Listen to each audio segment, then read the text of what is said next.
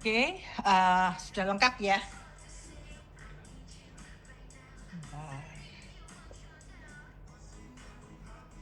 Oke, Bianca, kita mulai sekarang. Bisa, Prof. Saya kira, nggak aku tapi pengen tahu sih. Naswa itu yang mana sih? Naswa. Aku nggak lihat rupamu. Saya, Nas, Prof.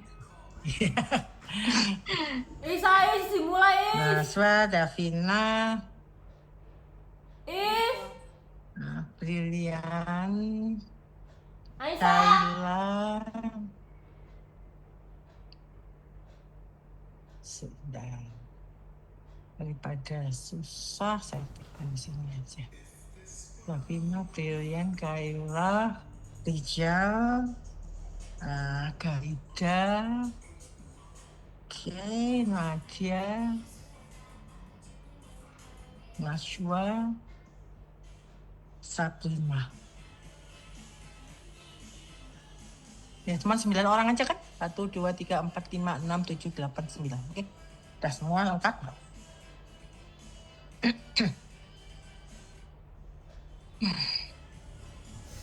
Kita mulai dari amalgam. Oh, sorry, saya kira sudah, ternyata saya belum share screen, jadi saya percuma ngomong. Dah.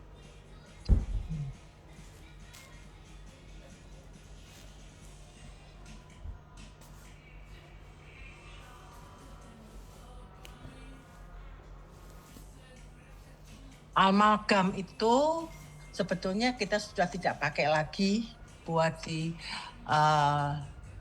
sini ya, di Indonesia sudah tidak disediakan lagi. Tapi saya nggak tahu kalau Dental Depot masih jual, bisa aja stok-stok lama, atau masih ada yang make untuk dokter gigi yang udah lama, karena bagaimanapun juga yang namanya alginat itu ada alginat. Amalgam itu adalah suatu restorasi yang paling kuat selama ini. Restorasi ya, dari tumpatan restorasi direct yang paling kuat. Dan juga tidak mudah lepas. Nah, cuman kalau habis dipulos ya kayak gini. Selama amalgam merkuri itu berikatan dengan partikel logam, itu aman buat pasien. Tapi kalau merkurinya terlepas, itu yang bahaya. Oleh karena itu bahaya itu sebetulnya bukan buat pasien, tapi buat dokter gigi dan suster perawatnya yang mengerjakan amalgam itu. Setelah dipakai beberapa lama, dia akan seperti yang bawah ini. Kenapa dia seperti ini? Karena ada kontak dengan gigi lawan. Amalgam itu dia bisa tumbuh terus. Kalau ada yang terlepas, dia akan berikan lagi ya. Long life, reaksinya long life. Jadi dengan ada kontak dengan gigi lawan, lama-lama dia akan menekan ke samping. Setelah itu dia bisa menekan ke atas, keluar ke atas, sehingga kalau dia lebih tinggi daripada giginya, maka dengan kontak dari rahang atas, dari gigi lawan, maka dia bisa pecah. Proses amalgam itu bertumbuh, bisa berkembang terus, reaksi lagi kalau merkurinya tidak berikatan, kemudian dia bisa ke samping, lalu bisa naik ke atas, itu adalah krip. Kalau kontak dengan rahang atas kemudian dia pecah, itu namanya ditching. Nah, itu yang kenapa kok krip itu dapat menyebabkan kerusakan pada tepi tumpatan, karena dia bisa pecah kalau kontak dengan gigi lawan. Nah, itu hanya ini aja pengantarnya. Lalu kita masuk ke definisi. Apa itu amalgam? Amalgam adalah suatu alloy dari merkuri dan satu atau lebih logam lain. Jadi ada liquid merkuri, ada satu atau lebih logam lain. Satu atau lebih itu paling yang pertama itu pasti ada itu amalgam perak, baru kemudian ada SN, ada Cu, ataupun ada logam-logam lain. Ya, kalau ini dicampur akan terjadi suatu massa. Di dalam ini ada fase-fase baru yang tumbuh. Jadi amalgam itu sudah jelas ya, adalah alloy dari campuran merkuri dengan lebih dari logam lain. Dan dental amalgam itu dihasilkan dengan mencampur liquid merkuri ini dicampur dengan partikel padat dari alloy yang terdiri dari perak, Sn, perak, silver ya, Sn atau tin, atau timah putih, dan juga ada copper dalam jumlah lebih sedikit. Kemudian kadang-kadang pabrik juga menambahkan zinc, palladium, indium, dan juga selenium. Jadi kalau kita lihat, yang namanya bubuknya terdiri dari silver yang utama, ya kita lihat ya, silver atau perak itu kandungannya 60% ke atas. Bahkan kalau yang low copper itu 70-an. Banyak sekali peraknya. Jadi perak itu merupakan kandungan utama dari alloy, dari logam campur. Alloy itu logam campur yang akan berikatan dengan tin, dengan Sn. Jadi kedua ini akan berikatan untuk membentuk sifat yang lebih baik. Setelah itu ada tambahan copper dalam ukuran yang sedikit. Amalgam itu ada yang low copper dengan partikel lead cut atau spherical, ada yang high copper dengan partikel admix. Admix itu berarti campuran antara lead cut dengan spherical, dan juga ada campuran spherical. Jadi kita lihat yang namanya low copper, coppernya itu di bawah 5%, tapi high copper di atas 10%. Sebetulnya kan nggak terlalu banyak ya dibandingkan perak sama Sn-nya, tapi dia mempengaruhi mempengaruhi kekerasan, mempengaruhi sifat-sifat dari amalgam. Kadang-kadang pabrik menambahkan Zn, terutama yang lead cut. Ya. Ini admix kan berarti ada lead cut sama spherical. Pabrik kadang-kadang menambahkan Zn, ada yang menambahkan, ada yang enggak. Copper itu apa? Copper itu akan meningkatkan sifat mekanik, menurunkan creep, meningkatkan daya tahan terhadap korosi, dan juga menurunkan jumlah pembentukan fase gamma 2.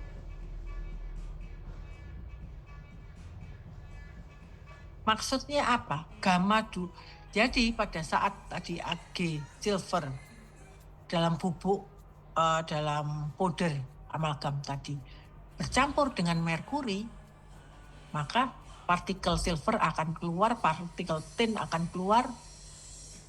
Silver itu berikatan dengan Hg membentuk gamma 1, tin berikatan dengan Hg membentuk gamma 2.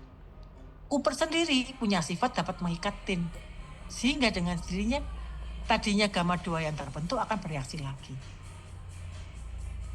Jadi copper tadi dianggap untuk meningkatkan sifat mekanik, menurunkan creep, meningkatkan daya tahan terhadap korosi. Daya tahan terhadap korosi juga menurunkan pembentukan gamma 2 karena dia bereaksi lagi pada yang high copper. Zinc itu untuk mengikat oksigen. Kadang-kadang pabrik juga menambahkan sedikit merkuri, tujuannya untuk meningkatkan laju reaksi. Jadi kalau di bubuk sudah ada sedikit merkuri dicampur dengan merkuri, dengan dia namanya reaksinya akan lebih cepat berlangsung. Selain itu ada indium, ada palladium, selenium, platinum. Tujuannya apa? Semua untuk meningkatkan daya tahan terhadap korosi, memperbaiki sifat mekanik pada hasil akhir amalgam, dan juga menurunkan creep.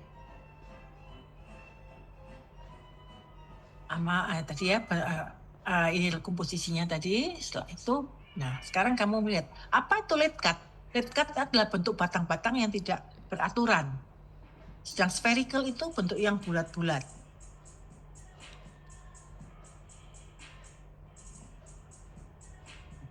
Jadi yang namanya lead cut itu yang ini, yang spherical kayak gini. Kalau untuk yang high copper alloy, kenapa kok bisa beda? Ya, kalau kita membuat yang lead cut itu kita panaskan, dilelehkan satu satuan, kemudian baru digerinda, dihancurkan. Oleh karena itu bentuknya batang-batang tidak beraturan. Sedang yang bentuk spherical tadi nggak sampai dia dipadatkan, tapi cair tadi disemprot dengan udara, maka akan turun dari cairan tadi, akan turun jadi butir-butir spherical. Demikian juga dengan yang admix. Admix itu ada yang alloy, ada yang lead cut. Lead cut itu biasanya terdiri dari silver tin Ag3SN yang lead cut. Sedang yang sphericalnya itu adalah bentukan silver copper. Beda dengan bentuk spherical yang high copper. Itu semua logam dijadikan satu, dicairkan, kemudian disemprot. Jadi meskipun sama-sama spherical, dalamnya beda.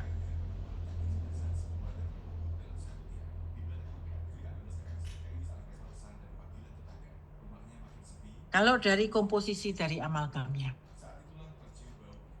Amalgam jelas mengandung bubuk, kalau dari bubuk ya ada silver, tin, copper, zinc, indium itu biasanya ditambahkan di cairannya, di merkurinya, dan palladium. Itu ini kan tambahan aja ya. Yang awalnya adalah yang utama itu adalah silver, tin, dan copper. Silver itu apa? Punya sifat meningkatkan kekuatan. Sedang jumlahnya kan juga banyak. Jadi karena itu amalgam itu kuat.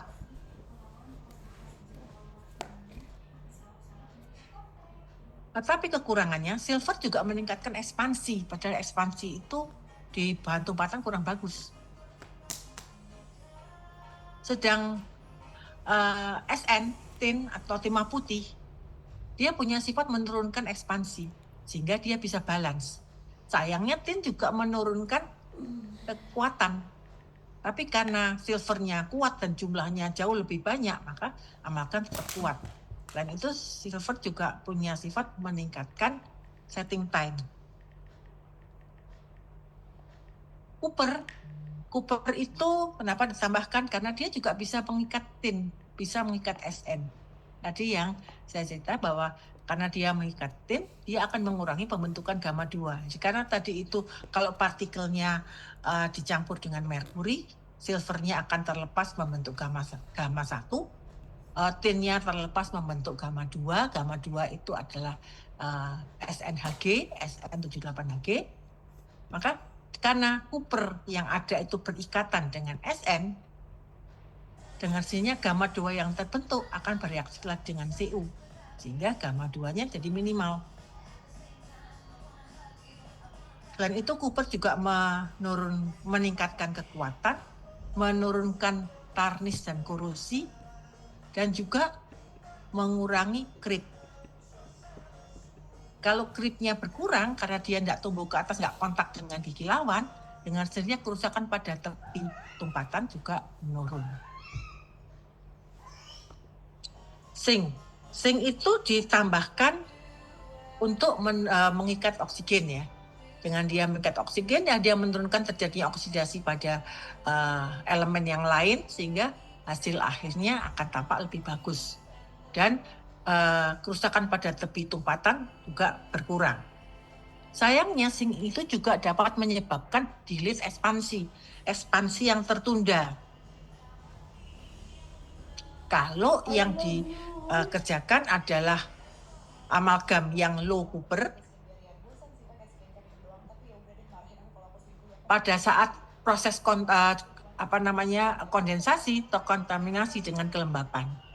Artinya apa? Pada saat kamu kan amalgam dari massa dimasukkan ke dalam kavitas, kemudian dikondensasi. Nah, pada saat kamu kondensasi, kamu nggak bisa menghandle salivanya, maka dia terkontaminasi oleh saliva atau kontaminasi oleh kelembapan, maka dapat terjadi delayed ekspansi. Apa yang terjadi? Jadi pada saat sudah setelah jadi restorasi dengan baik, sudah oke, nggak ada ketinggian, kok malamnya itu pasiennya sakit. Atau besoknya pasiennya merasa sakit. Kenapa sakit? Karena tadinya itu sudah bagus, ternyata ekspansi baru tumbuh, baru keluar. Karena ada ekspansi dengan sendirinya dia akan menekan pelupa sehingga timbul rasa nyeri.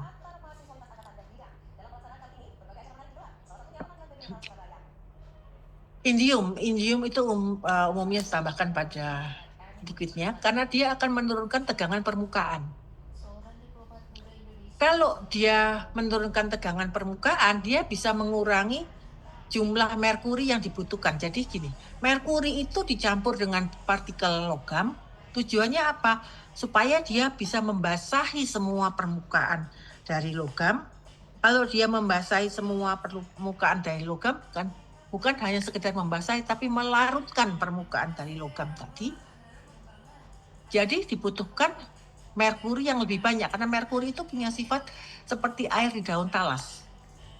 Tegangan permukaannya tinggi.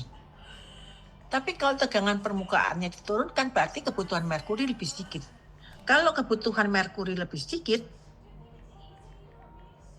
berarti uap merkuri yang keluar, yang terpapar, itu juga lebih sedikit.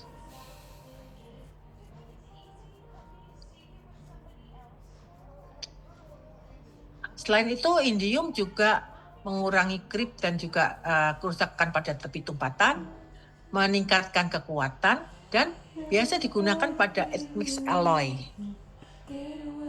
Kenapa kok digunakan pada admixed alloy? Admixed alloy itu adalah ada batang-batang bubuk amalgam dalam bentuk batang. Dan kalau bubuk amalgam dalam bentuk batang, berarti dia kan harus dibasahi. Kalau tegangan permukaannya, batang itu kan bentuknya itu ada yang tegak, ada yang tengah tidur, ada yang jadi ada rongga di situ yang harus dibasahin semua. Beda dengan yang spherical. Spherical itu lebih gampang membasahinya karena bentuknya bulat-bulat dan dia bisa ngatur sendiri. Sedang kalau yang batang-batang dia harus ditekan kalau nanti untuk itunya supaya dia bisa rapat. Karena bentuknya tidak beraturan tadi. Kemudian ada palladium itu ditambahkan biasanya untuk mengurangi korosi, untuk mendapatkan kilap yang lebih bagus. Dan restorasi amalgam itu sering mengalami tarnis dan korosi pada lingkungan mulut. Kenapa? Karena tarnis itu adalah hasil dari silver sulfit yang terbentuk pada permukaan dari tumpatan amalgam. Silver dari mana? Dari permukaan amalgam. Dan sulfit dari mana? Sulfit dari saliva. Jadi dia akan berikatan menutupi permukaan dari tumpatan amalgam. Jadi warnanya lebih kusam, warnanya agak kecoklatan, hijauan gitu ya. Itu karena tarnis. Tapi dia tidak merusak atau mengubah sifat mekanik dari amalgam, dia tetap kuat. Karena kalau ada tarnis, maka tarnisnya dipulas, maka dia akan kembali ke bentuk semula. Kilap lagi.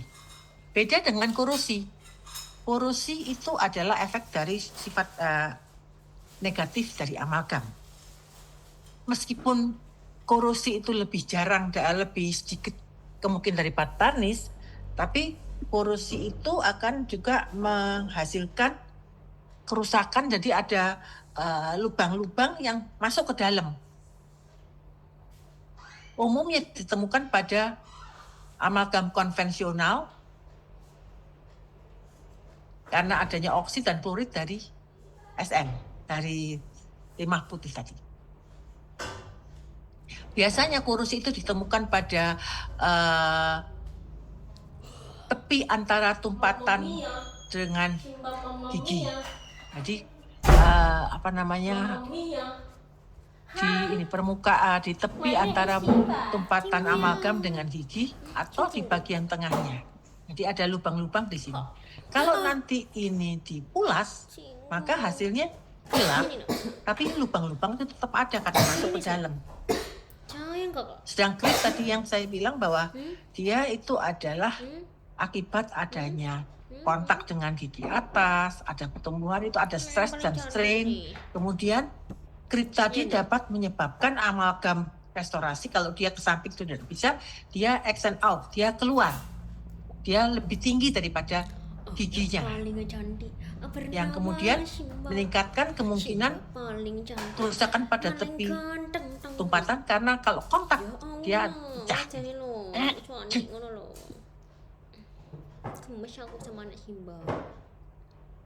Kemudian tahapan dari amalgam. Ada yang namanya trituration. Trituration itu apa? Trituration itu adalah mencampur amalgam alloy, ini ya, logam campur tadi, dengan merkuri dalam bentuk liquid. Ini dicampur. Mencampurnya tahapan triturasi. Apa yang terjadi hasilnya ini? Apa yang terjadi di sini? Itu adalah proses amalgamasi. Beda antara triturasi. Triturasi cuma nyampur, ngaduk. Tapi apa yang terbentuk di dalamnya itu adalah proses amalgamasi. Karena di proses amalgamasi, merkuri akan melarutkan permukaan dari partikel alloy, membentuk suatu massa plastis atau komposit massa plastik, komposit campuran ya. Satu massa plastis kayak gini. Kenapa dibilang plastis? Ini masih bisa ditekan, diambil, jadi bukan belum mengeras. Di mana di proses ini itu beberapa fase akan terbentuk. Kalau dia bagus, dia akan seperti ini. Cukup kilat meskipun cukup kilat, cukup padat, tapi bisa diambil dan bisa diperlakukan karena dia belum setting. Dan dia bisa setting atau mengeras kalau liquid merkuri yang ada di sini sudah bereaksi semua dengan partikel yang terlepas dari logam tadi dan membentuk fase padat baru. Kita lihat di sini, ini adalah diagramnya. Kalau yang kronis itu Bentar ya. lama, bisa sampai berapa hari atau minggu. Dia itu bentuknya nanti cirinya ada proliferasi, itu sel-sel radangnya ada makrofag, ada limfosit, ada Ini ada diagramnya. Jadi di sini kita bisa lihat bahwa yang namanya merkuri itu ada di sini, dan ini adalah partikel logamnya. Karena ini adalah logam yang lead cut, jadi bentuk tidak beraturan tadi, low Cooper. Jadi seperti ini. Karena di sini merkuri itu akan membasahi semua partikel dari logam. Bukan hanya membasahi, tapi dia juga melarutkan partikel logam sehingga Ag akan terlepas, Sn akan terlepas, Ag bereaksi dengan merkuri yang tadi ada di permukaan tadi, kan dia membasahi, melarutkan. Ag itu bereaksi dengan merkuri, membentuk gamma 1. Gamma 1 itu Ag2, Ag3. Sedangkan Sn yang jumlahnya lebih sedikit, dia juga tetap aja, dia juga terlepas, dia berikatan dengan merkuri, membentuk gamma 2. Sn78Hg.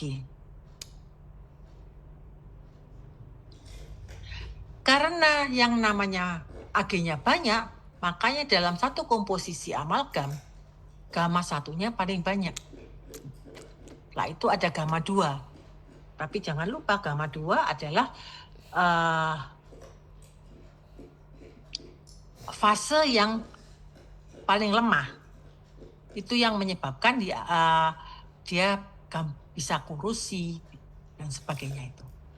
Dan yang namanya amalgam itu setting kalau semua merkurinya sudah berikatan membentuk gamma 1, gamma 2, dan gamma tetap ada gamma yang tidak bereaksi. Apa gamma yang tidak bereaksi itu? Gamma yang tidak bereaksi itu adalah ini. Jadi yang tadi bentuknya lebih besar, setelah dilarutkan, partikel dilarutkan bereaksi dengan merkuri, bereaksi dengan merkuri, jadi dia mengecil. Jadi ini adalah gamma yang tidak bereaksi. Ini adalah gamma dicampur dengan merkuri, jadi gamma 1, gamma 2, dan gamma yang tidak bereaksi. Ini soalnya diagram ini sama juga berlaku untuk yang jenis-jenis lain. Ini kan amalgam selalu kan ada merkuri yang melarutkan permukaannya, kemudian bereaksi, kemudian. Jadi diagram ini akan mewakili semua seperti itu. Reaksinya yang tadi itu seperti ini toh. Ag3SN yang disebut dengan gamma bereaksi dengan Hg akan membentuk gamma 1 Ag2 Ag3 membentuk gamma 2 SN78Hg dan ada Ag3SN yang tidak bereaksi. Ini kalau kamu lihat gamma tuh ini ya komposisinya gamma 1 komposisinya dari sini. Sedang yang high Cooper ada dua macam. High Cooper yang admix atau high Cooper yang spherical. High Cooper yang admix, kamu bisa lihat nih, gamma itu yang tadi bentuk litkat, AgCu yang bentuk spherical tadi dicampur akan membentuk gamma 1, akan terbentuk gamma 2, tapi karena AgCu-nya banyak, dia bereaksi, dia ada AgCu yang tidak bereaksi, ada Ag3SN yang tidak bereaksi, kemudian AgCu yang tidak bereaksi lagi dengan gamma 2, membentuk Cu6SN5, epsilon, membentuk gamma 1, dan juga ada AgCu yang tidak bereaksi, tetap ada meskipun dia sudah dilarutkan permukaannya. Sedang yang high Cooper spherical alloy, itu ada Ag3SN dan Cu3SN. Cu-nya kan memang lebih banyak kan. Cu kenapa ini apa namanya? Ini kalau dilelehkan jadi satu, disemprot dengan udara akan jatuh dalam bentuk spherical. Dicampur dengan Hg akan terbentuk Hg1, tapi nggak melewati gamma 2, langsung aja ada eta, ada juga gamma dan epsilon yang tidak bereaksi. Jadi kalau kita lihat,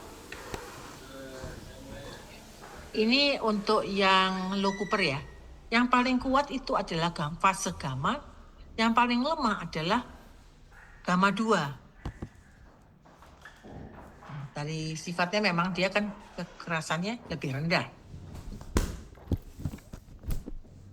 Sedang kalau dari kekerasannya gamma 1, gamma di bawahnya gamma 2, di bawahnya jauh gamma lebih kuat, kemudian gamma 1 di bawahnya, kemudian yang paling lemah adalah gamma 2. Dan gamma 2 adalah fase baru yang memiliki daya tahan terhadap korosi yang paling rendah.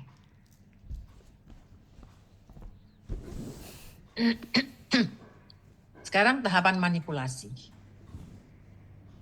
Triturasi. Triturasi ada dua cara. Mau pakai yang hand mixing, dicampur sendiri, pakai mortar dengan pestle, atau mechanic mixing, pakai amalgamator dengan kapsul. Kapsul ini apa? Kapsul ini isinya adalah bubuk amalgam alloy, kemudian ada sekat, ada merkuri, kemudian tutupnya. Ada yang model gini, ada yang model seperti kapsul biasa dua ini ya.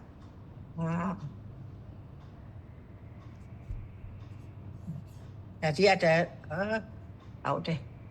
Ada kayak kapsul biasa gini, yang kapsul ini, atau yang model seperti ini. Apapun yang dipakai itu sama saja, pasti ada bubuk, ada sekat, ada merkuri. Kalau yang model kayak gini, itu berarti plastik tutupnya itu ada batang panjangnya. Untuk kayak gini harus ditekan sampai rapat, berarti batang itu akan menyopek sekat, merkuri akan turun ke bubuk, kemudian dimasukkan di sini untuk digetarkan. Getarkannya berapa lama?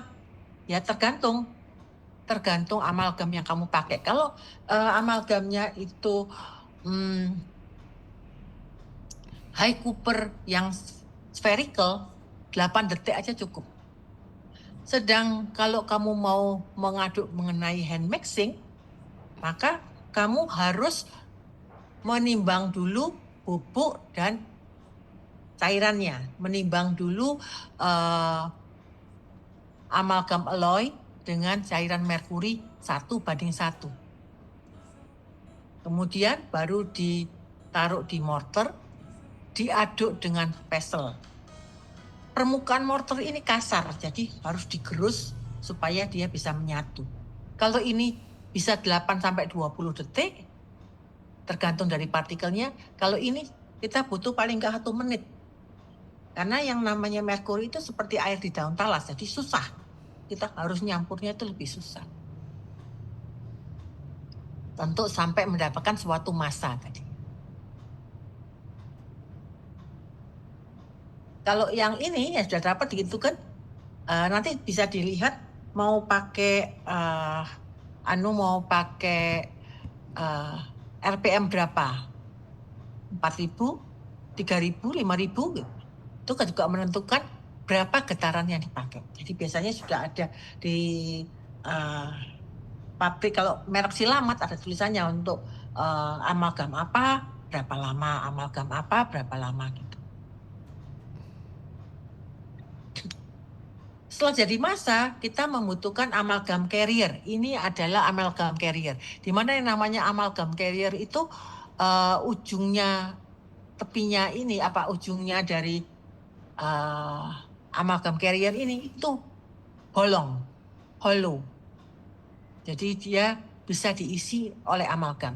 Jadi alat ini ditekankan pada massa, dibawa ke kavitas, ini ditekankan. Di sini ada seperti batang kecil yang akan mendorong amalgam yang ada di dalam sini untuk keluar. Setelah itu dilakukan kondensasi. Jadi seperti kamu kalau lihat di pinggir jalan ya, perbaikan aspal. Maka habis dileletin kan dikondensasi pakai alat duk gitu ya. Nah, seperti itu. Dikondensasi gunanya apa? Untuk memadatkan. Jadi ukuran kondenser, ini namanya kondenser ya, itu bermacam-macam. Dan permukaan dari kondenser itu bukan datar, tapi ada ada bentukan gini, miring gitu ya, bentuk.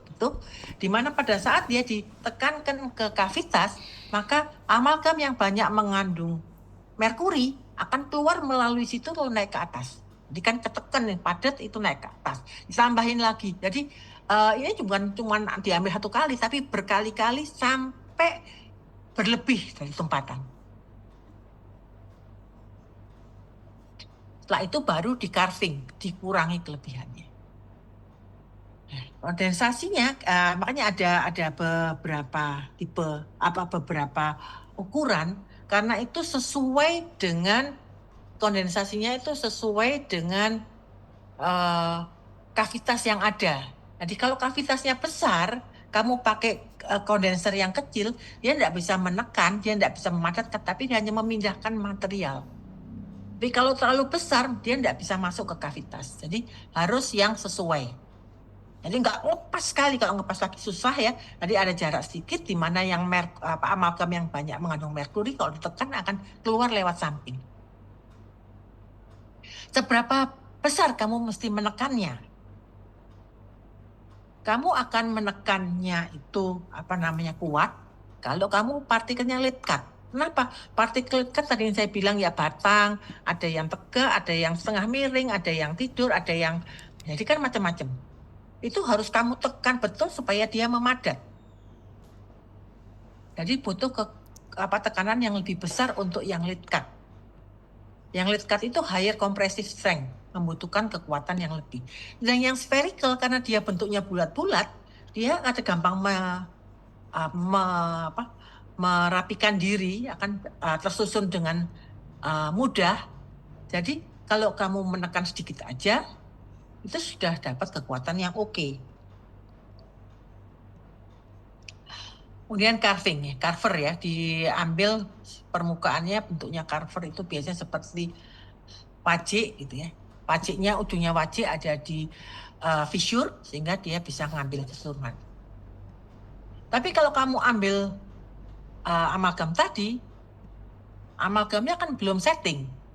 Jadi yang namanya bentuk, misalnya bentuk batang, dia bisa keambil jadi bolong permukaannya, atau yang namanya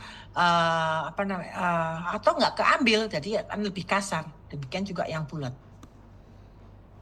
Jadi perlu di burnishing, pakai ball burnish. Burnish itu seperti telur tapi kecil. Itu gunanya apa? Untuk menghaluskan permukaan dari tumpatan, terutama di tepi perbatasan antara tumpatan dengan gigi. Setelah dia halus, tapi kan belum setting, kan membutuhkan waktu sampai merkurinya habis, jadi berapa jam yang dibutuhkan. Oleh karena itu biasanya polishing dilakukan besoknya. Polishing pakai apa? Pakai rubber cone atau rubber cups. Untuk daerah cups mungkin butuh rubber cups, untuk daerah yang tengah butuh rubber cone. Ada 2 macam, warna hijau dan warna merah. Yang warna hijau itu menghaluskan, warna merah untuk mengkilapkan. Kalau kita lihat, jadi ini apa namanya, ada giginya ada karies di sini, kemudian dipreparasi. Kalau lihat hijau ini apa? Hijau itu rubber dam. Rubber dam itu apa? Rubber dam itu seperti karet yang seperti sarung tanganmu, tipis gitu, sarung tangan buat kerja. Kemudian dari karet, bahan karet, kemudian dipotong. Emang dijual dalam bentuk potongan-potongan gitu. Nah, kamu pakai alat untuk bolonginnya. Bolonginnya tuh seperti alat untuk bolongin sabuk, bolongin kalau sabuk yang paling gampang ya, atau talinya sepatu itu kadang kan ada lubang, nah kayak gitu. Tapi itu ada memang khusus untuk gigi. Jadi nggak sebesar itu, memang sudah ada alatnya, klik-klik gitu, kayak buat perforasi gitu. Setelah itu lubangnya itu kan diatur di mana, dan itu dimasukkan ke dalam gigi, sehingga kalau nanti ini ada amalgam yang kececer atau ada apa, itu dia tidak akan sampai bereaksi dengan saliva atau tertelan. Mama, pintu mama. Tuh. Setelah ini dipreparasi, ternyata dia tembus ke proksimal, sehingga kalau tembus ke proksimal, maka kamu nggak bisa langsung menumpat, kamu nggak tahu batasnya di mana. Jadi bisa nanti ini nggak terisi, apa itu kan nggak kelihatan proksimal. Jadi ini kamu buat kelas 2. Seperti ini. Kamu bisa lihat yang akan ditumpat daerah mana. Kalau tumpat segini aja, berarti nanti amalgamnya bisa keluar. Nggak terkontrol. Oleh karena itu butuh matriks. Dipasang, jangan lupa sebelumnya ya, karena nanti ini akan ditumpat dengan logam, maka kamu harus menambahkan basis. Basis itu apa? Basis itu bahan separasi. Tujuannya buat apa? Buat tumpatan ini kan cukup dekat dengan pulpa. Sedang tumpatan tadi logam. Jadi kalau kamu makan bakso panas, maka pulpamu akan nyeri. Kalau kamu makan es krim, maka akan ngilu. Sama aja gitu. Jadi butuh bahan separasi, butuh basis untuk sebagai isolator, karena logammu berfungsi sebagai konduktor. Kemudian setelah itu dikasih basis. Gunanya buat apa juga basis?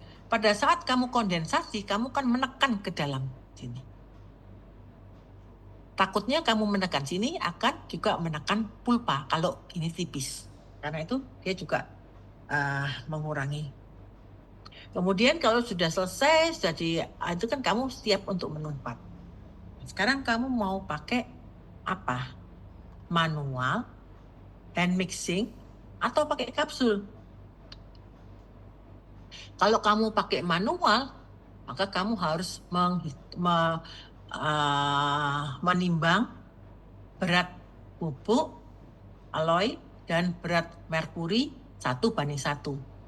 Kemudian ditaruh di sini, di wadah ini.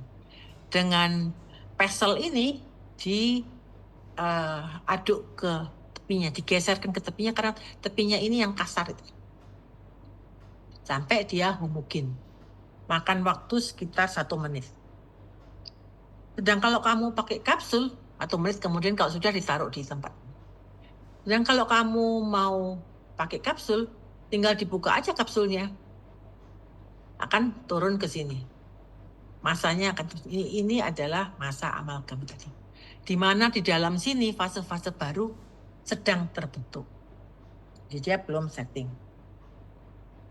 Kemudian amalgam carrier ditekankan ke sini, amalgamnya akan masuk di dalam sini, kemudian dibawa ke kavitas, ditekan di sininya, amalgam ini masa amalgam akan turun ke kavitas ini, di ini, dah dibawa ke kavitas ini, ditekankan masuk ke sini, ini duluan ya daripada ini dulu, kemudian dikondensasi.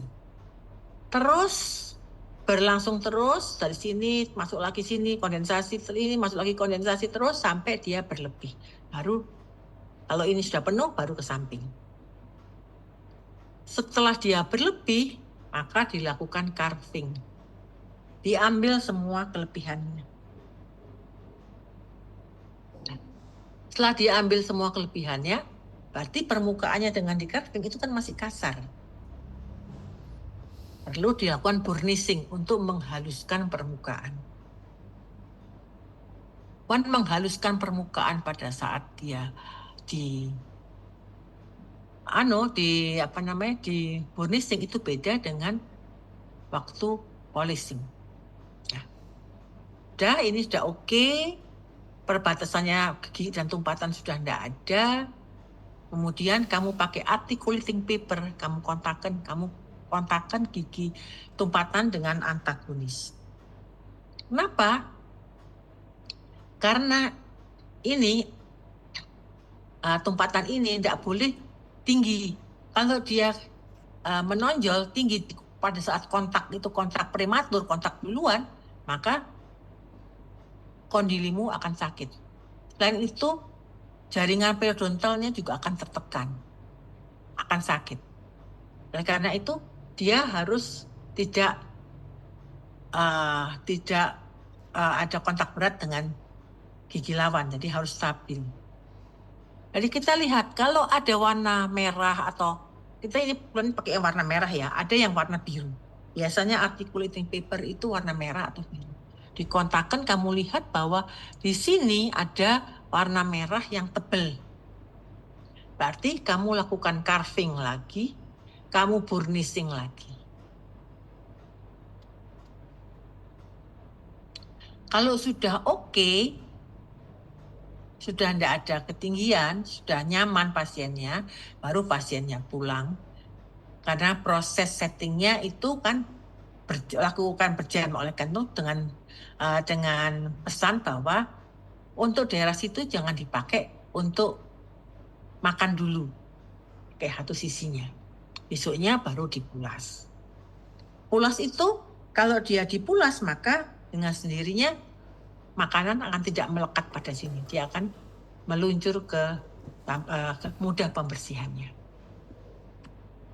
Oke, itu adalah kita stop ya. Dulu itu adalah yang amalgam. Ini enaknya kita lanjut aja sampai ke seramik, kemudian baru tanya jawab, atau mau dipotong-potong sebelumnya. Kalau dipotong-potong sebelumnya, ada kemungkinan nanti akan makan waktu lebih lama. Tapi itu semua terserah kamu. Oh, sorry.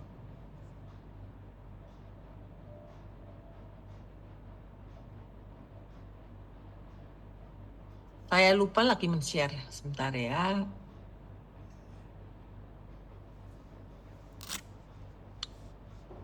Share. Dan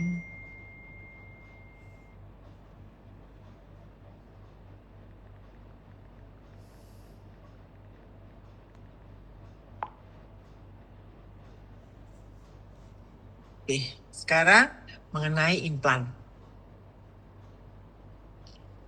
Implan itu suatu pilihan dari pasien maupun dokter gigi untuk sebentar.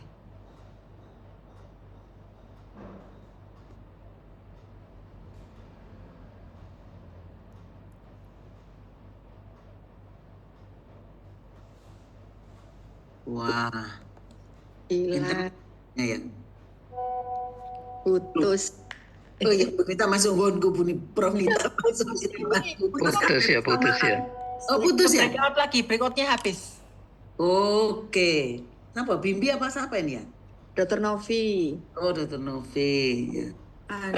Itu Prof, untuk hostnya ada di Prof Intan. Nah, aku nggak bisa apa-apa kok jadi host itu. Berarti Nah iya, keluar tadi dulu. itu otomatis ke Prof Intan, Prof, pas edu 10-nya keluar. Lah, kenapa kok gitu? Mending kita keluar dulu, kita masuk lagi. Bentar. Buka. Prof Intan bisa mengalihkan host ke saya nggih, Prof? Ya apa Dan carane? di Awak-awak bagian gaptek kok digomong jadi host. Enggak, bukan dilimpahkan ke saya. Ya apa carane? Di bagian titik 3 dari nama saya, Sebentar. 3 sih ya. Titik ya, oke. Diklik. nah itu apa namanya? Klik Make ya. a host. Ada make a host gitu, Prof. Si ya. Make host. Ya, make host. Heeh. Diklik. Ya, diklik, betul. Oke. Nanti yang jadi Sudah. host saya. Change host ini ya. Oke. Nah, sekarang Nah, sudah, Nah, Prof. sudah. Saya, Oke. saya yang bikin ya, Prof. Bentar. ya oke. Ini keluar berjamaah berarti ya. Iya, makanya kita Iya. bisa rapat sekarang. Apa yang mau Iya. dibicarakan? Lah iya. Rapat itu loh, ajang profesor itu loh. Iya, ajang lalu profesor. gimana enaknya? Pilihnya siapa? Pilih kapan? Bu Asti, Ini ada mahasiswa ya. Iya, Kita nanti. ya. Tapi Ayo, Bu Asti, kita join. nanti. Oke, maaf tadi breakout-nya habis lalu terlempar. Kalian semua terlemparkah atau cuman aku toh ya? Semuanya, Prof. Semuanya. Jadi kita sekarang ngumpulkan lagi. Berarti saya share screen lagi. Sampai ke implan. Oh, sorry. Share.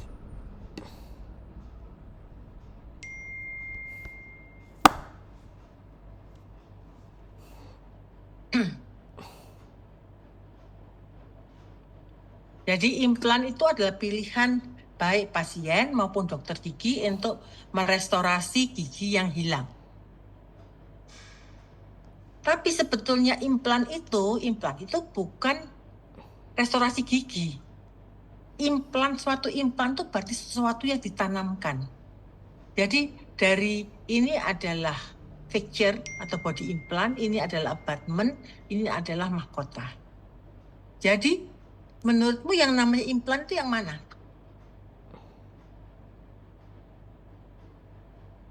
Yo, siapa bisa jawab?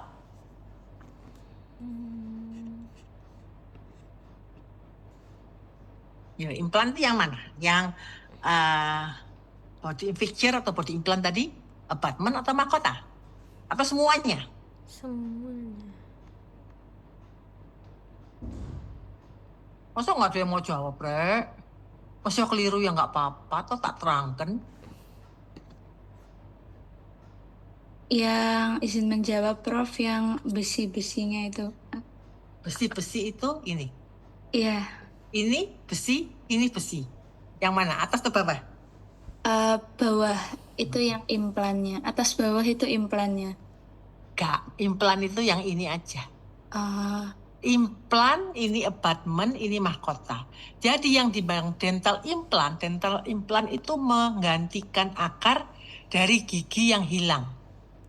Jadi dia diimplankan ke dalam rahang, kemudian dia akan menyatu dengan tulang setelah sekian bulan. Maksudnya apa? Pada saat kita memasang implan, kita akan lakukan ngebor. Pakai mata bor 1 mili, diameter 1 mili, terus sampai ke apikal. Sudah oke sampai dapat apikal, ganti mata bor yang 2 mili. Sampai diameter implan yang kamu siapkan dapat. Jadi bukan sampai pinggirnya sini ya, itu batasnya sampai body implannya itu. bagian yang ada ulirnya itu nggak sampai setelah ulir, tapi sebelumnya sedikit. Setelah dia ditanamkan, kemudian kalau dia ngepas itunya ukurannya, nanti dia akan stabil.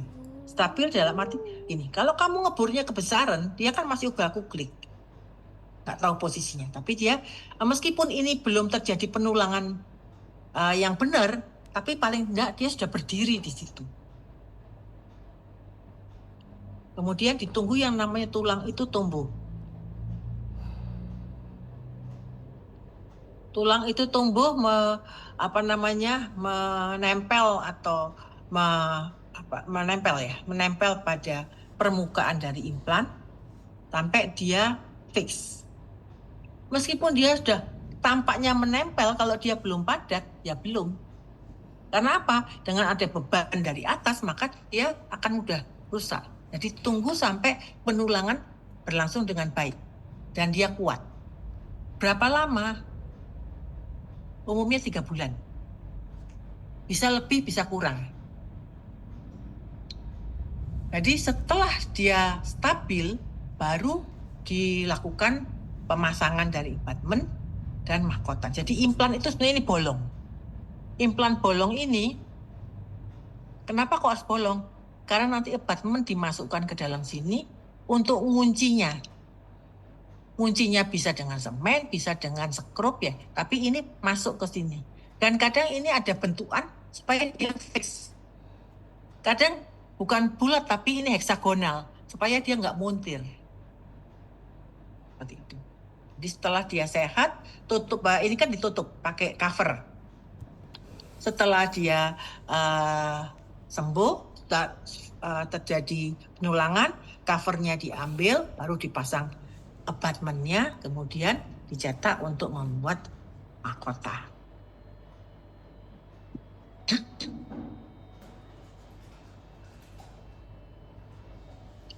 Klasifikasi dari implan. Ini bukan klasifikasi implan ada apa saja, tapi ini klasifikasi dari sejarah.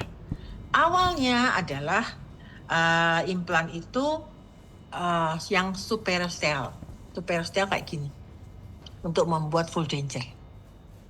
Tapi kadang itu setelah dicabut sekian lama, tulang alveolarnya itu akan resorpsi.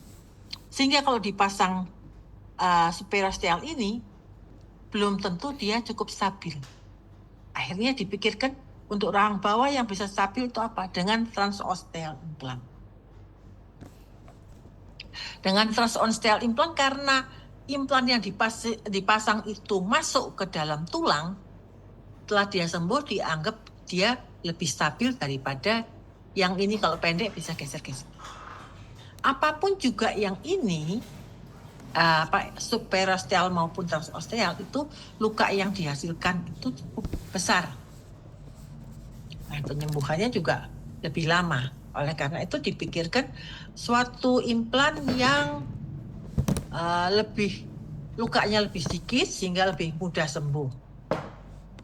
Yang mana yang dipikirkan itu yang nggak nembus, nggak cuma di permukaan tapi yang masuk. Meskipun masuknya cuma sebagian, nggak sampai nembus. Ini yang di antara tulang. Yang pertama kali keluar itu yang bentuk blade.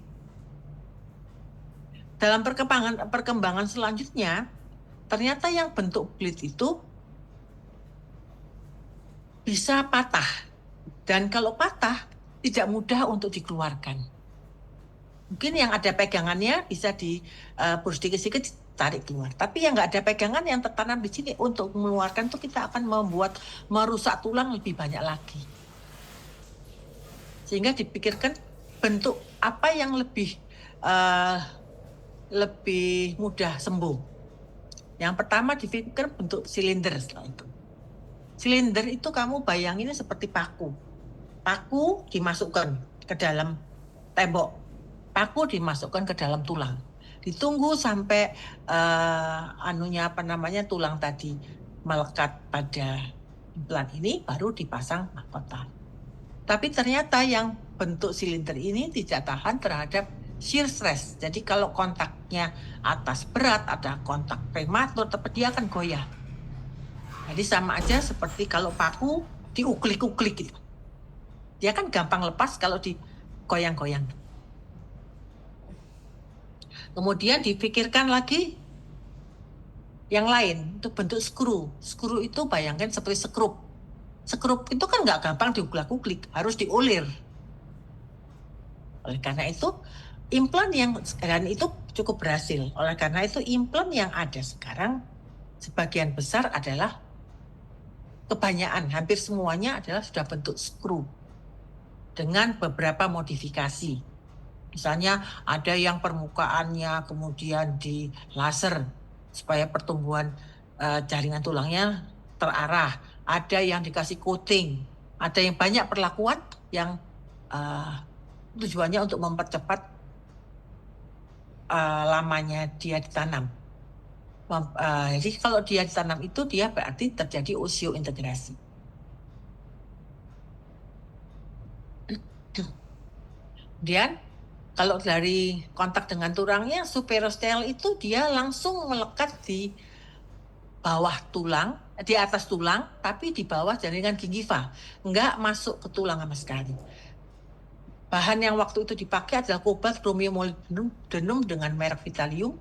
Karena dia nggak masuk tulang, dia bisa dipakai untuk maksila maupun mandibula. Sedang yang transosteal, karena dia masuk, betul-betul masuk ke tulang, penetrasi ke tulang, dia hanya bisa untuk mandibula aja. Bahan yang dipakai sudah lebih maju, titanium atau titanium alloy. Sedang yang endosteal, karena dia di antara tulang, dibur cuma satu cortical wall aja yang nggak tembus kayak gini, itu maka dia bisa dipakai di rang atas dan rang bawah. Ini bisa dipakai untuk titanium atau bahan yang dipakai sudah lebih maju, yaitu titanium atau titanium alloy. Ada yang tanya nggak? Kenapa kok hanya rang bawah? Kenapa nggak rang atas? Ada yang mau jawab nggak?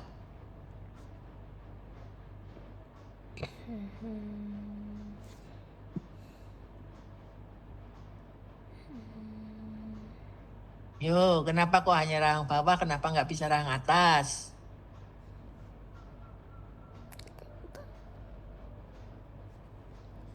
Bingung masih? Di rang atas ada nggak? Kayak di bawah kan ada daerah basal mandibula, dasar mandibula. Jadi kalau atas ada apa?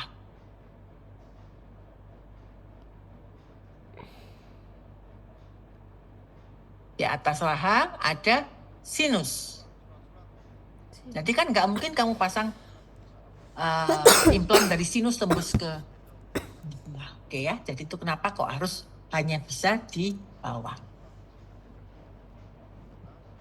Kemudian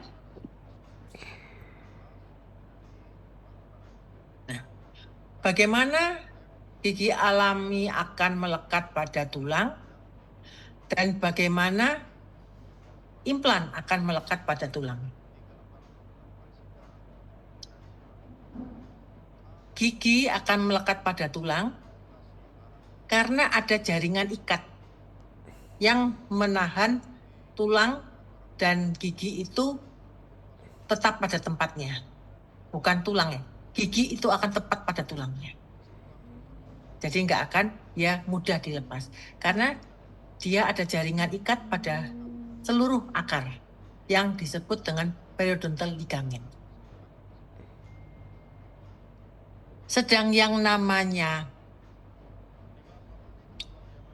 implan itu kan kita ngebur sampai ke apikal ya, 1 mili, 2 mili, kemudian setelah itu diskrupkan masuk. Kemudian diharapkan tulang-tulang ini segera tumbuh ke sini, menempel pada permukaan implan, supaya bisa dipasang implan abutment, dan kemudian dibuatkan mahkotanya. Proses tulang tadi menempel pada implan disebut dengan oseointegrasi. Jadi ada penulangan yang akan menempel pada permukaan dari implan. Osteointegrasi ini yang menahan supaya implan itu tidak mudah lepas. Di faktor yang mempengaruhi industrial implan,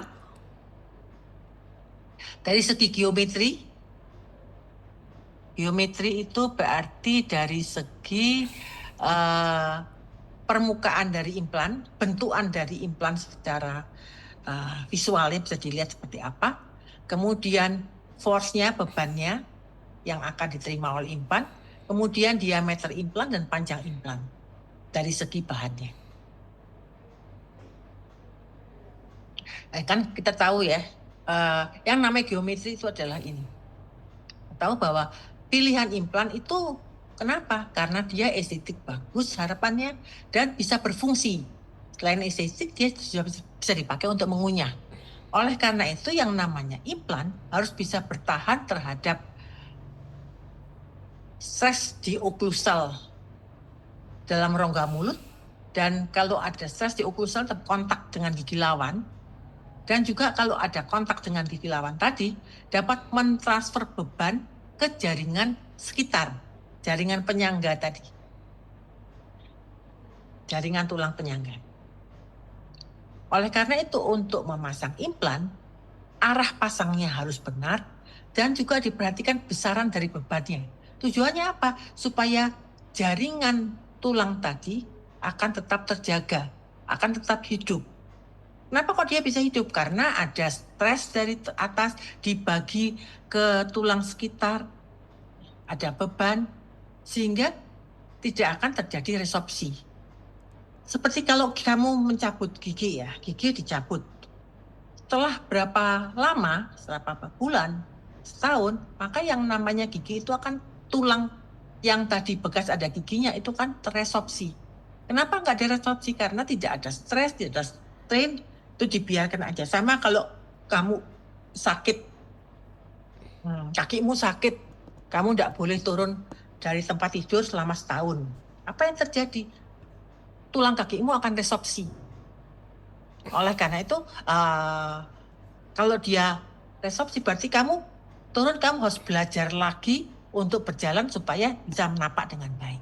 Itu sama seperti itu. Jadi kalau tulang gigi dicabut, maka tulang itu akan resorpsi karena tidak ada kegiatan di situ.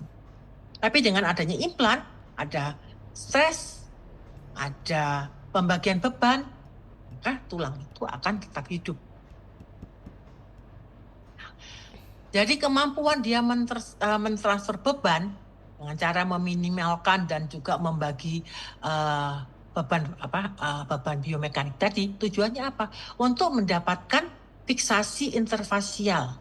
Fiksasi interfasial apa? Antara implan dan tulang.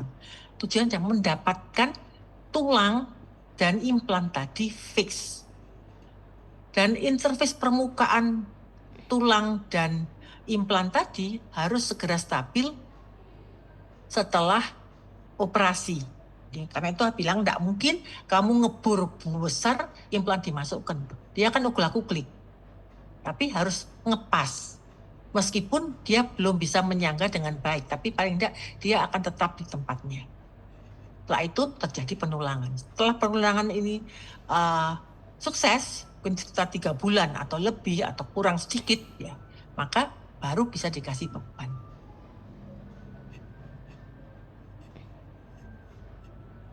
Desain implan yang optimal itu harus memenuhi persyaratan integrasi antara material, fisik, kimia, mekanikal, biologi, dan juga faktor ekonomi.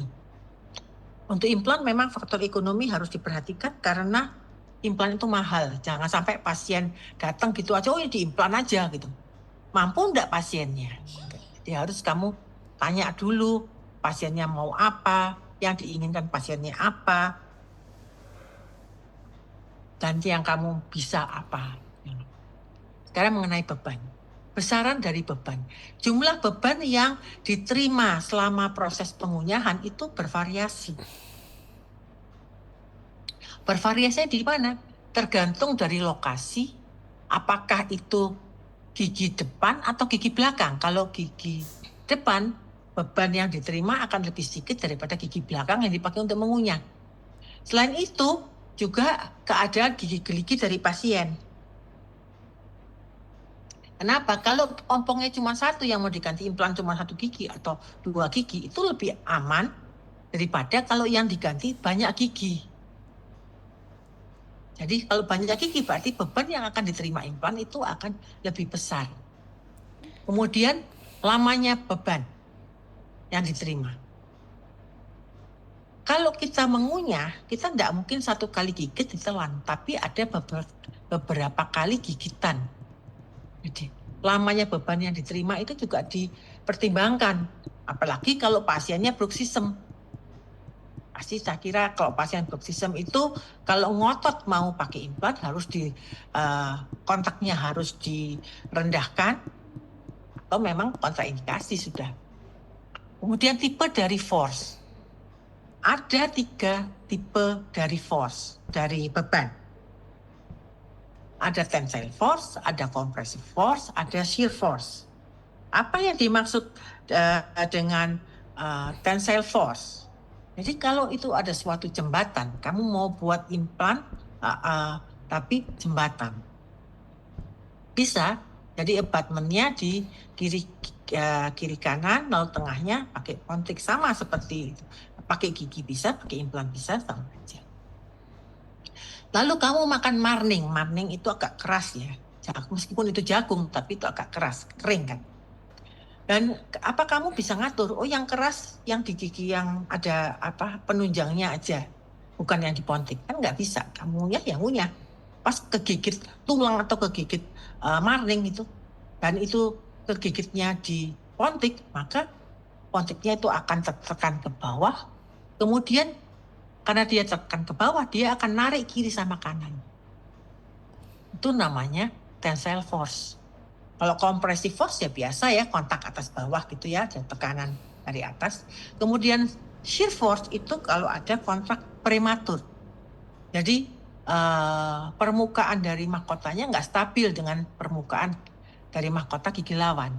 Sehingga kalau dikontakkan, maka kalau misalnya ini sebelah lingual, ini kontak lebih dulu, setiap kali kontak lebih dulu dia akan geser ke samping.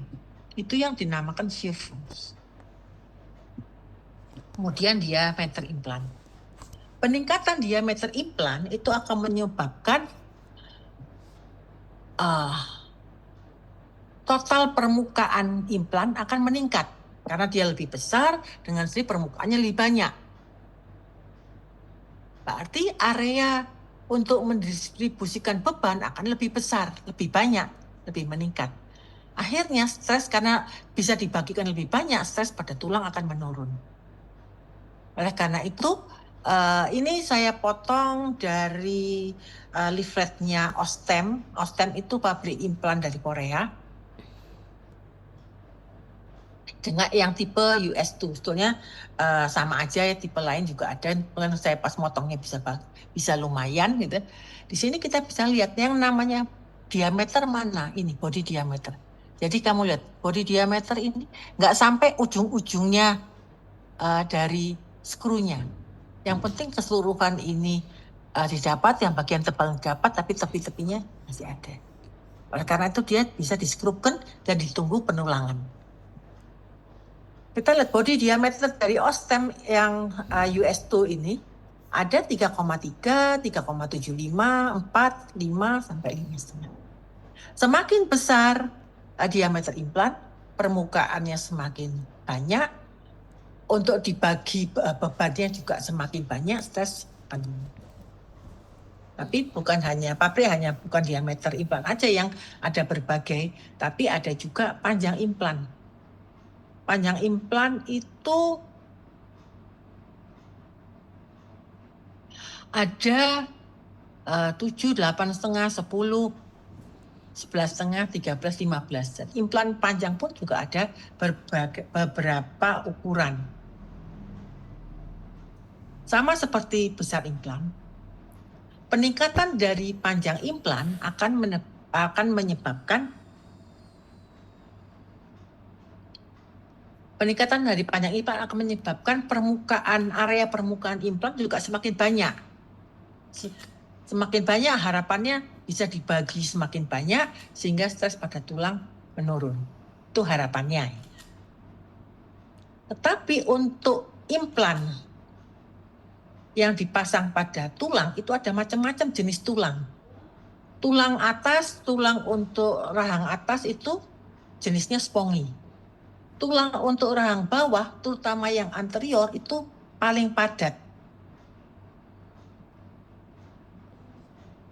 Padahal ada perbedaan untuk ngebur. Kalau ngebur pada tumpatan, dia akan semakin cepat kita ngebur, semakin baik. Jadi waktu yang diperlukan pasien untuk buka mulut itu nggak terlalu lama. Tapi kalau implan, bukan gitu. Implan kita harus ngeburnya pelan-pelan. Kenapa harus ngebur pelan-pelan? Kalau kita ngeburnya cepat, maka yang terjadi adalah overheating karena putaran cepat ada panas di permukaannya. Kalau kita sampai terjadi panas di permukaan tulangnya, maka tulangnya akan nekrose. Kalau tulangnya nekrose, maka tidak bisa terjadi osteointegrasi. Karena jaringan mati itu menghambat tulang tadi tumbuh ke permukaan implan. Jadi overheating pada tulang pada saat kita ngedrill, kita ngebur ke dalam tulang, itu merupakan penyebab utama kegagalan di kemudian hari. Karena kita mesti bertahap ya, pakai yang 1 mili, mungkin dia masuk tembus gampang. Pakai yang 2 mili, kan agak lebih berat. Makanya itu kalau ngebur itu harus bertahap, nggak bisa langsung ngebur pakai yang untuk yang implan ya. Ngebur pakai diameter yang besar. Pelan-pelan pakai kecil dulu, kemudian lebih besar, dan harus sampai ke daerah apikal. Tapi karena implan ini panjang, untuk sampai ke daerah apikal lebih susah karena tulangnya padat. Karena itu kamu tekan. Dengan kamu tekan, maka pada bor itu putarannya akan semakin cepat. Semakin cepat akan terjadi overheating. Akhirnya setelah implan tadi selesai, kamu nggak tahu kalau di sini ada overheating, dianggap panjang sudah oke, kemudian ditunggu sampai dia terjadi osteointegrasi, yang ternyata tidak bisa terjadi osteointegrasi pada apikal, karena daerah tulang situ nekrosis. Jadi akhirnya ini gagal.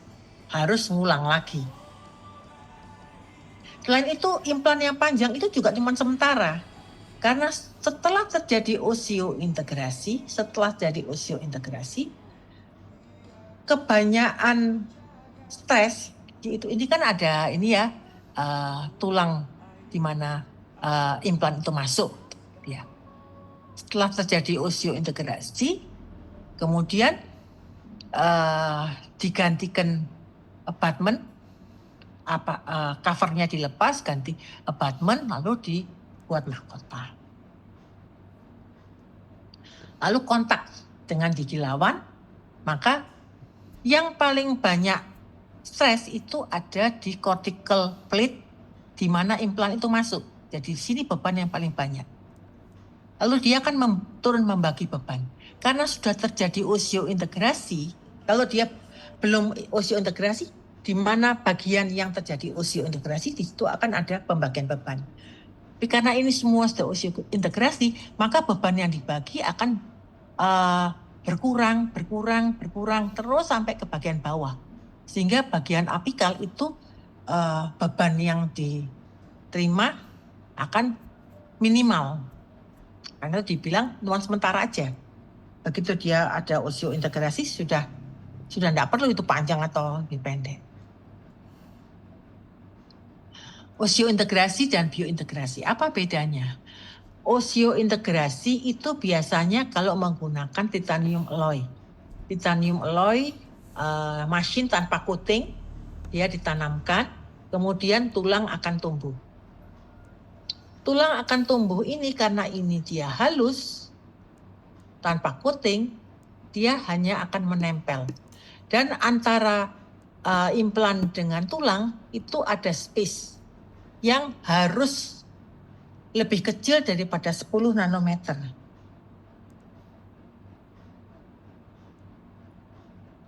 Jadi ada space antara tulang dan implan oke kalau di bawah 10 nanometer. Dan intervening space tadi, intervening space ini tidak boleh ada jaringan ikat yang tumbuh. Soalnya kalau ada jaringan ikat yang tumbuh, maka tidak bisa terjadi osteointegrasi. Selain itu, implannya kalau ada tekanan dari atas, dia akan berkembang jaringannya, dia akan terlepas. Biointegrasi itu beda. Pada biointegrasi, tulang dan implan dan tulang itu akan menyatu dan terus tumbuh si tulang tadi. Terus melekat pada implan. Kenapa? Karena pada biointegrasi itu menggunakan implan seramik atau implan titanium yang di-coating dengan seramik. Kalau di-coating maka dia punya sifat seramik itu punya sifat bioaktif. Dia akan mempercepat tulang ini tumbuh, menempel pada coating. Sedang ini ada hidroksiapatit, di tulang juga ada, di coating juga ada bahan yang sama, maka dia bisa menyatu. Dan seramik juga punya sifat bioresorbable. Sejalan dengan waktu dia akan teresorpsi sehingga yang namanya tulang tadi akan melekat lebih erat ke titanium tadi, ke picture tadi. Kalau implan material itu ada yang dari metal, ada yang dari seramik. Yang metal itu komersil pure titanium atau titanium alloy. Titanium alloy ada titanium dengan 6% aluminium, 4% vanadium. Kemudian ada cobalt based alloy. Dan yang seramik itu ada yang inert seramik, ada yang bioaktif seramik. Yang inert seramik itu alumina, karbon, dan zirconia. Sedang yang bioaktif seramik itu ada bioaktif glasses dan glass seramik. Selain itu ada kalsium fosfat.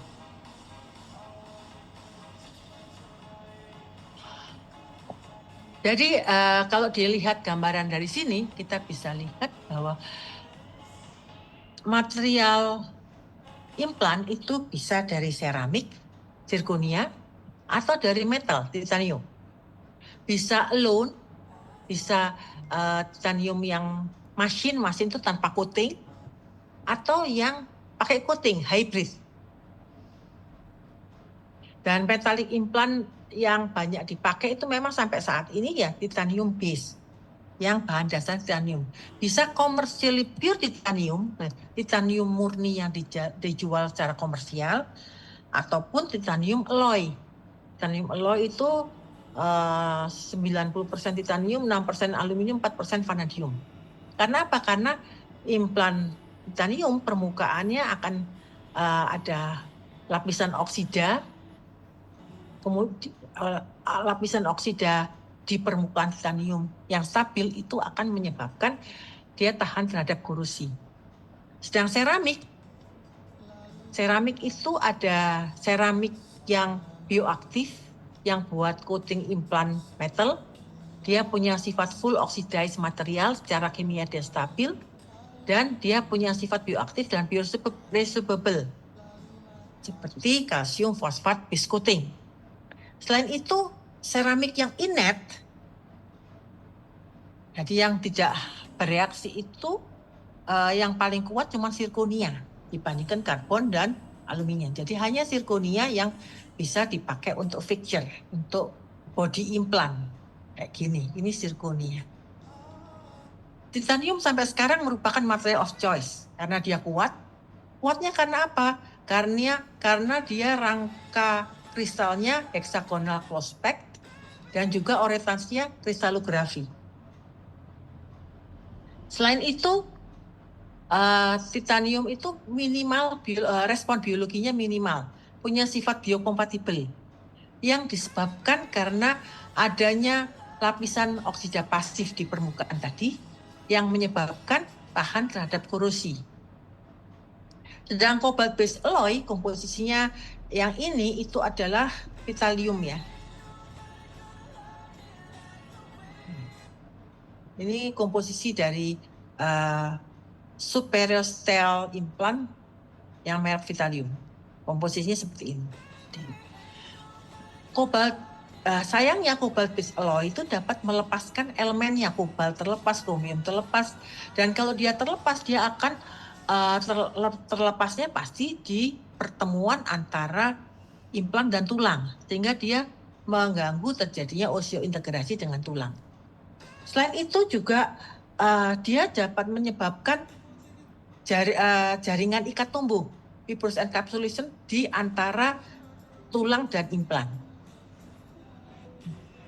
Seramik itu full oxidized material, secara kimia stabil, dapat menyebabkan respon biologi yang lebih rendah daripada metal, karena metal hanya di permukaan.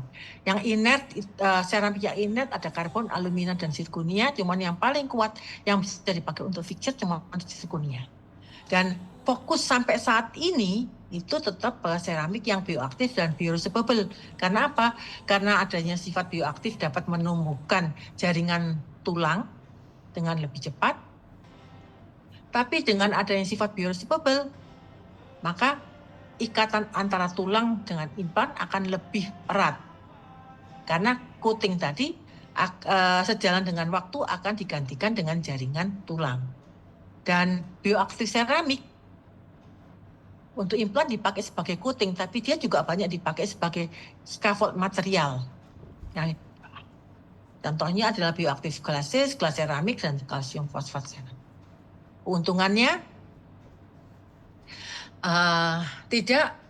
keuntungan tidak membutuhkan preparasi gigi, tapi yang dipreparasi adalah tulang. Selain itu, karena adanya stres, pada tulang ada pembagian beban, berarti tulangnya itu akan terawat dan stabil. Fungsi dari implan juga, fungsi gigi juga diperbaiki karena implan juga dapat dipakai untuk mengunyah. Setelah jadi ya, setelah selesai pelekatannya. Selain itu, kalau giginya ompong, pasien akan nggak pede.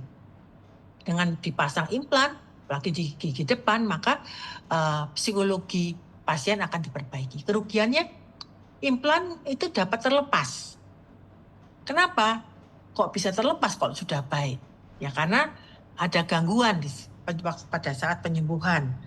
Misalnya pada saat penyembuhan untuk pasien yang perokok, itu harus dibilangin tidak boleh merokok selama proses penyembuhan. Karena apa? Panas dari uap rokok itu akan mempengaruhi penyembuhan dari implan tadi, supaya tidak jadi implan periostitis. Gitu. Selain itu, pasien diabetes. Kalau diabetesnya tidak terkontrol, gigi aja goyang. Demikian juga dengan implan. Implan itu setelah dipasang, dia bisa lepas. Apakah orang diabetes tidak boleh pakai implan? Boleh, asal terkontrol. Jadi ada koordinasi dengan dokter penyakit dalam yang merawat implan pasien tersebut. Mulai dari saat dia dioperasi, harus terkontrol, jadi jangan sampai dia dioperasi lalu nggak sembuh malah infeksi. Kemudian pada saat juga selanjutnya, kalau diabetesnya tidak terkontrol, naik turun, maka implan tadi juga bisa terlepas. Meskipun tadi sudah terjadi penyembuhan.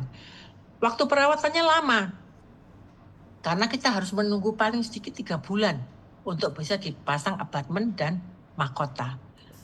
Membutuhkan multiple surgery. Misalnya kalau ini kebetulan jenis implan yang tampak setelah sehat jaringan gingivanya, dia tetap tampak, yang pakai Kohler. Atau pakai implan pakai healing abutment. Jadi dia lebih tinggi. Tapi kalau ini pakai yang cover biasa, maka dia akan tertutup. Kamu harus membedah lagi untuk mencari di mana lokasi dari implan tadi. Oke, sekarang kita masuk ke arah seramik.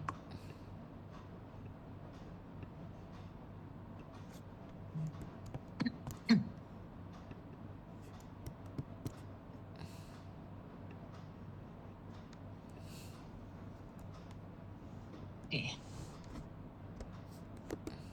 Mungkin saya agak cepat karena kamu nanti nggak bisa tanya jawab. Seramik, dental seramik bisa buat apa aja? Bisa buat mahkota. Mahkota itu bisa porcelain fused to metal atau all ceramic. Bisa buat veneer all ceramic. Bisa buat inlay all ceramic. Kalau dulu untuk membuat inlay kita pakai logam, sekarang kita bisa pakai seramik. Kemudian sekarang kita bisa membuat warna pada fisurnya sehingga terlihat seperti gigi alami. Buat onlay, zaman dulu pun juga dari logam, tapi dengan logam lalu luarnya dikasih figura dari akrilik sehingga lebih kelihatan putih. Tapi kalau dari seramik itu akan lebih bagus lagi karena ya seperti gigi asli. Kemudian klasifikasinya bisa berdasarkan aplikasinya, untuk apa, teknik pembuatannya maupun fase kristalinnya. Kalau kita lihat di sini dari aplikasinya ada all ceramic, ada metal ceramic, ada anasir gigi. Kalau dari pembuatannya untuk all ceramic kita bisa dibuat dengan teknik machine, dengan teknik slip cast, dengan teknik heat press ataupun sinter. Kalau metal ceramic hanya bisa dengan cara sinter. Kalau kayak anasir gigi yang dijual di dental depot itu hanya dengan pembuatan di pabrik. Bahannya untuk yang machine, soft atau hard machine itu bisa zirconia, alumina, lithium disilikat, feldspar, leucit, tergantung yang dipilih apa. Slip bentuknya balok. Kalau slip cast bentuknya bubuk halus, itu alumina, spinel atau zirconia. Heat press itu bentuknya tablet. Itu dari leucit, lithium silikat, fluorapatit. Yang sintered, leucit juga, alumina, fluorapatit. Itu bahan yang dipakai. Di mana untuk yang ini fase kristalinnya lebih tinggi daripada fase gelas. Kemudian metal ceramic, porcelain fused to metal, itu hanya bisa dibuat dengan cara sintered. Bahan yang dipakai leucit. Apakah leucit yang di sini, yang untuk buat metal ceramic, sama leucit yang di sini itu sama? Kenapa kok nggak dulu aja, dari dulu sudah dibuat all ceramic?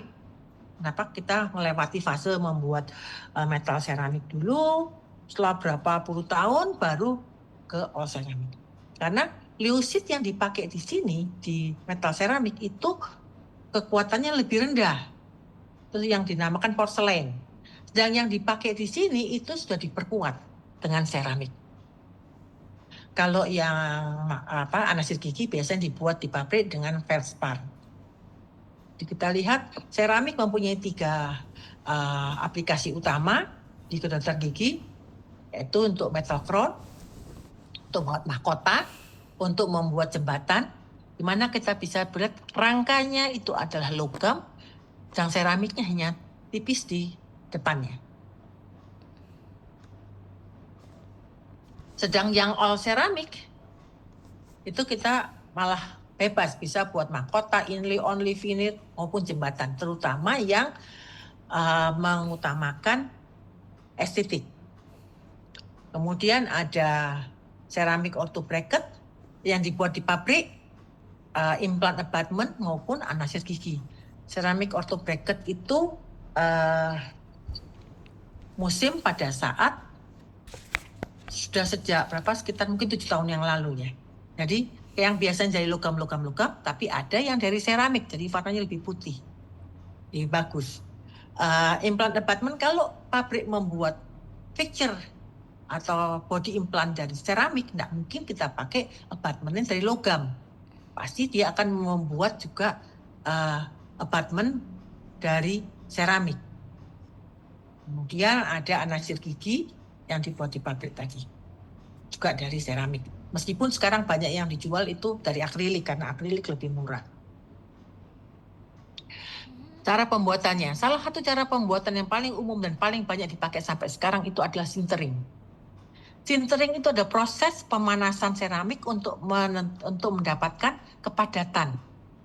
Dan kepadatan ini didapatkan karena ada flow dari seramik yang viskos, ketal gitu, pada saat dicapai titik pembakaran dari seramik itu, dari titik lelehnya.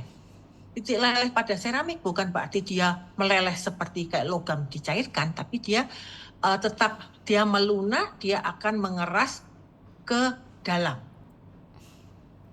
Jadi ada kepadatan di seramik yang terjadi.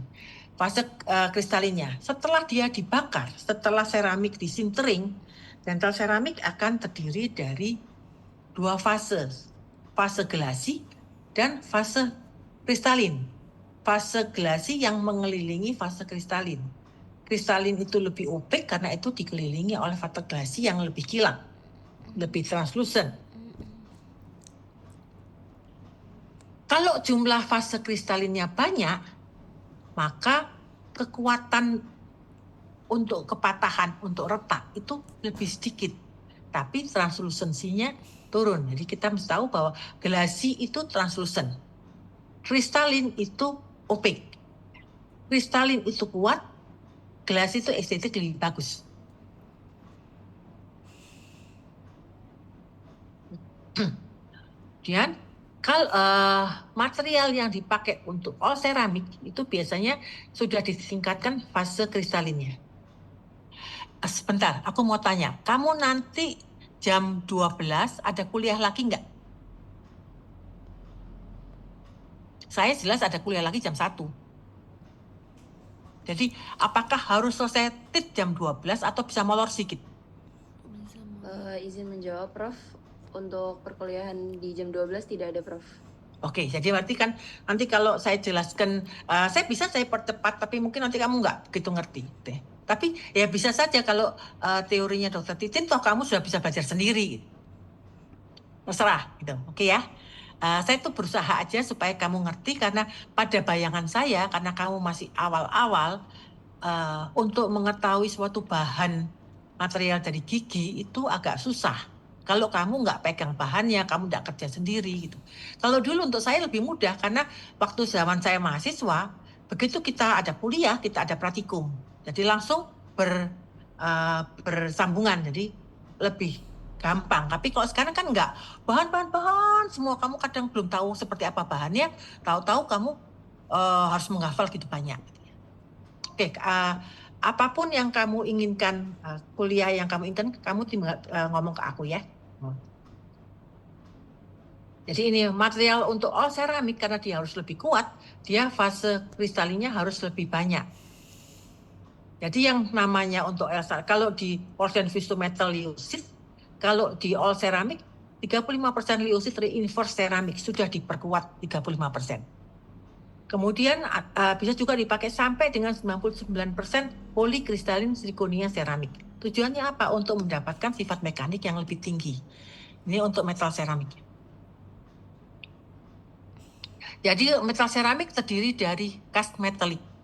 Cast metallic itu ada rangka atau coping atau core dari logam.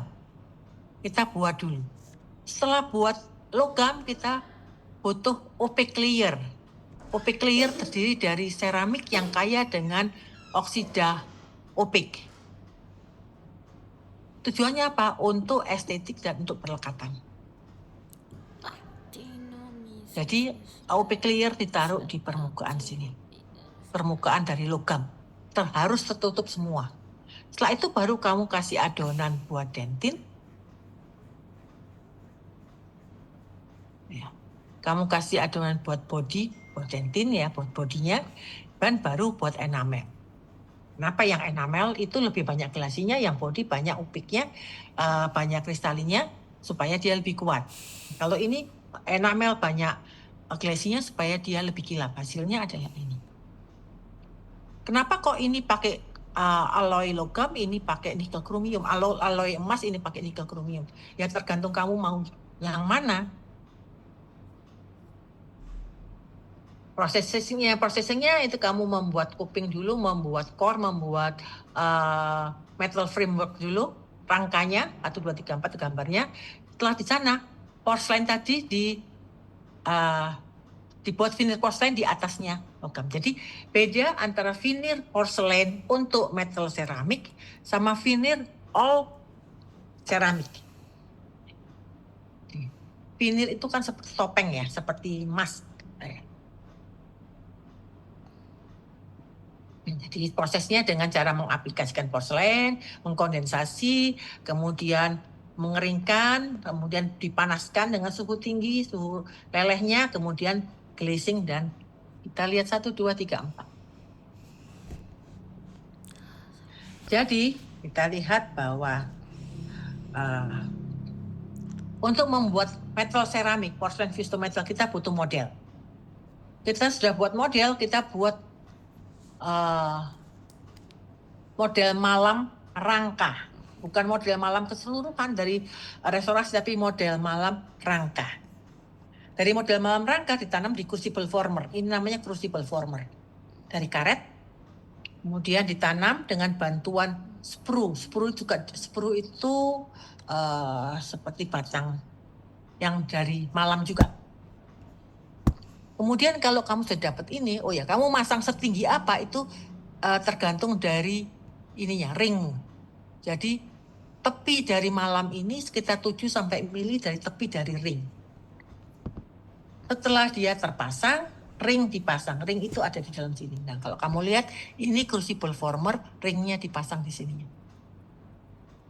Setelah dipasang, diisi dengan bahan tanam tuang. Setelah dikasih bahan tanam tuang, investment material, bahan tanam tuang, setelah dia setting, maka crucible former ini dilepas. Jadi yang ada cuma tinggal ring, atau kita biasa bilang bumbung tuang, kan nanti ikut dalam proses penuangan. Bumbung tuang diisi dengan bahan tanam tuang, dan ada malam model rangka di dalamnya. Dengan dibantu dengan malam sprue tadi. Setelah ini, maka setelah dia setting, maka crucible former dilepas. Jadi kamu cuma tinggal punya ring bentuk ini, yang ada bahan tanam tuang dan ada malam. Kemudian mulai proses penghilangan malam. Di furnace, dibakar dulu di atas api kompor biar dia leleh, kemudian di oven sampai yang namanya malam ini hilang sempurna, hilang bersih. Berarti apa? Di sini ada rongga, mold. Kemudian ring ini dipanaskan di oven sampai panas yang diharapkan mungkin bisa sampai 1000, tergantung dari logamnya ya, dipanaskan. Jadi ini ringnya panas. Kemudian kamu kan sebelumnya kamu sudah siapkan alat untuk casting. Alat untuk casting yang sekarang banyak itu horizontal. Jadi ada kayak putaran, begitu putaran dilepas dia akan wheel atau muter gitu. Kemudian dengan alat casting itu, ini sudah dipanaskan, kamu lihatkan ini torch untuk memanaskan. Kamu sudah pilih logam apa yang kamu pakai, kemudian logam itu dilelehkan. Habis logam itu dilelehkan, kemudian dimasukkan alat casting tadi, putarannya dilepas, dia akan muter balik. Kemudian ini ringnya sudah ditaruh di daerah alat itu juga, dalam posisi tidur. Itu dia masuk, dia akan logam tadi akan masuk ke dalam rongga tadi. Kemudian setelah jadi biasanya rongga kelebihannya akan turun di sini, akan turun di daerah sprue tadi, tinggal kamu potong. Jadi dari satu model kamu akan bisa mendapatkan coping, core atau logam, rangka logam. Setelah kamu dapat rangka logam, maka mulai proses pembuat. Ini nggak dipulas ya, yang dipulas itu hanya yang tepinya, yang tidak akan kena seramik. Jadi yang seramik kasar ini biarkan aja kasar, karena kamu akan melakukan menutup permukaannya dengan opaque layer. Setelah ditutup dengan opaque layer, baru kamu kasih adonan buat bodinya, buat dentinnya. Kamu bentuk sampai mendekati bentuk mahkotanya, sedikit disisa ke tempat buat bukalnya sampai ke ini, ke insisal. Kemudian kasih yang buat enamel. Enamel berarti banyak glasinya, yang ini banyak kristalnya. Tapi jangan lupa setiap kali kamu menambahkan yang namanya porselen ini, itu adalah bubuk porselen halus ditambah dengan air jadi seperti lumpur. Lumpur itu diaplikasikan dengan cara ngambil dengan kuas, ditepuk-tepukkan di atas permukaan opaque layer tadi sampai terbentuk mahkota tadinya. Setiap kali kamu nambahkan, kamu keringkan dengan tisu itu akan menarik airnya sehingga air yang ada di sini akan minimal. Syukur-syukur airnya hilang. Kemudian setelah selesai mahkotanya, kamu tarik air terus tiap kali menambahkan. Kemudian kamu sintering, dipanaskan dengan suhu leleh seramik untuk memastikan terjadi kepadatan. Yang terjadi adalah ada defect di sini. Ada defect di sini. Sampai ke situ. Kenapa sampai terjadi defect? Karena adonan yang tadi ditarik sama air masih mengandung air. Kan terjadi kepadatan. Jadi dia leleh bukan leleh seperti air, tapi dia melunak, dia akan memepet ke dalam, sehingga yang bagian luar itu yang bagian seramik yang masih ada airnya. Jadi yang nggak ada air ketarik ke dalam.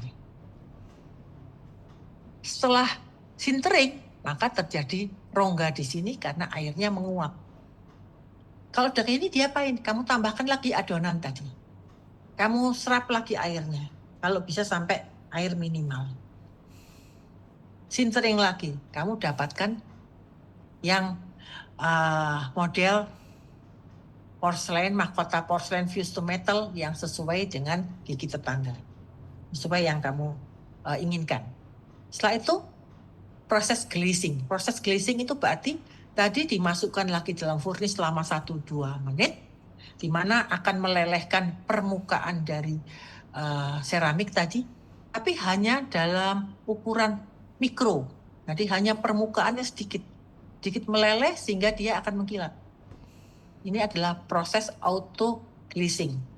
Sebetulnya ada proses lain, proses edge-on glazing. Jadi edge-on itu kamu kasih lapisan permukaannya, lapisan untuk glaze, bahan glaze, kemudian di oven juga ya. Biasanya oven manaskannya tidak setinggi waktu yang auto glazing.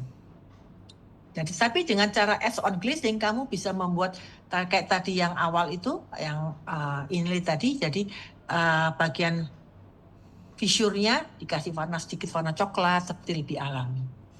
Nah, setelah jadi kamu dikirim ke dokter gigi untuk diuji cobakan ke pasien. Seramik yang dipakai untuk metal seramik atau porselen fused to metal tadi harus memenuhi 5 persyaratan. Apa persyaratannya? Harus bisa menampilkan seperti gigi asli. Selain itu seramiknya harus bisa menyatu dengan logam pada temperatur yang relatif lebih rendah.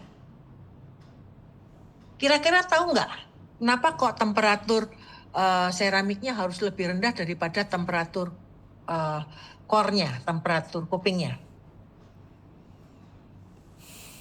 Ada yang tahu kah? 1, 2, ada yang mau jawab? Nggak ada? Tak lanjutkan kalau nggak ada. Kalau mau jawab, silakan jawab. Keliru pun kan nggak masalah. Nggak ada? Oke ya. Jadi kenapa kok dia harus temperatur lebih rendah? Kalau kamu pakai seramik yang membutuhkan titik lelehnya lebih tinggi daripada logam, maka yang terjadi seramiknya kamu dapat, rangkanya berubah bentuk. Karena titik lelehnya lebih rendah itu daripada seramik. Nah, itu kenapa harusnya logam harus punya titik leleh yang jauh lebih tinggi, tidak jauh, paling enggak itu relatif lebih tinggi daripada yang seramik, supaya dia tidak berubah bentuk. Kemudian dia harus punya koefisien thermal ekspansi yang kompatibel antara seramik dengan logam yang dipakai untuk membuat rangka. Kenapa? Ada yang bisa jawab lagi? Tetap nggak ada yang bisa jawab? Nggak ada yang mau coba? Oke. Kalau nggak ada yang mau coba, ya wis, tak teruskan. Jadi yang namanya koefisien thermal ekspansi itu adalah koefisien di mana suatu material akan mengembang dan menyusut.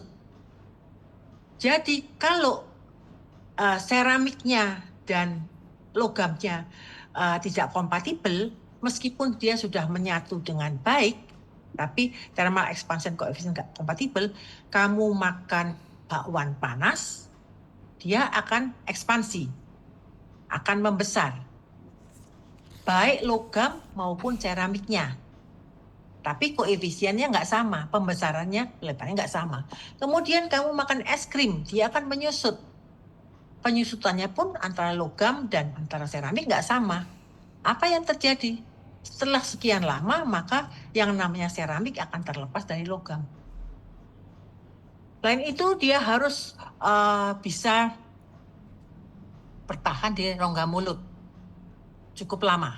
Ya, jangan sampai habis dipakai, lalu karena dia akan cuil atau warnanya berubah. Harus pakai seramik yang cukup bagus, yang supaya tetap bagus. Selain itu, dia harus punya sifat low abrasiveness, tidak abrasif. Seharusnya memang kalau seramik sudah diglasing, dia tidak abrasif. Dia akan kilat.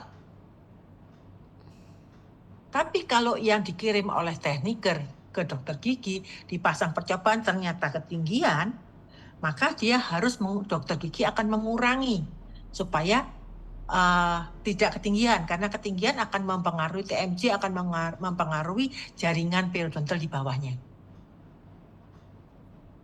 Jadi setelah kamu kurangin, oke, sudah kontak oke, kamu harus polis seramik itu.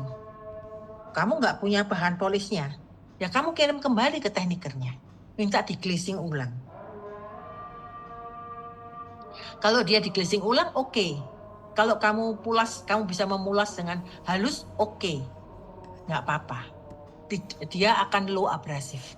Tapi kalau tidak, berarti sama dengan kamu membiarkan pasien itu mengunyah untuk suatu makanan ataupun kontak dengan gigi lawan, dan seramik itu berfungsi sebagai kertas gosok.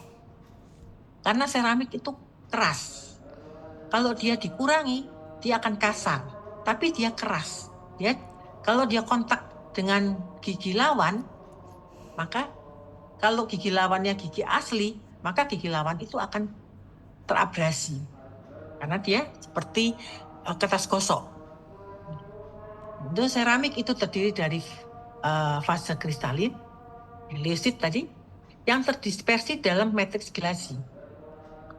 Jadi kalau adanya jumlah gelasi fasenya lebih banyak daripada kristalin, misalnya kayak gelasi fasenya 80-90%, dia akan menghasilkan translusensinya yang sama seperti enamel. Jadi yang namanya seramik itu terdiri dari silika, alumina, sodium oxide maupun potassium oxide. Campuran dari ini.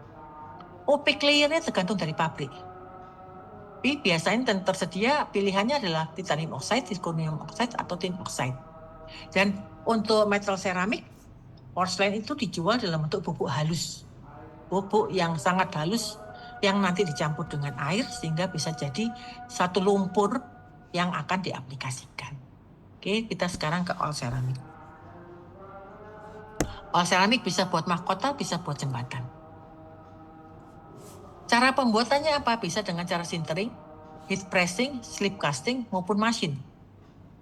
Sintering.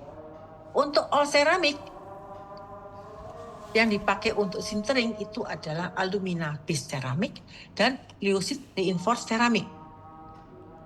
Cuman sekarang itu yang karena seramik sintering itu prosesnya lebih ribet, maka banyak digantikan dengan heat press ataupun mesin, karena untuk heat press dan mesin itu lebih mudah tahapannya lebih mudah terkontrol.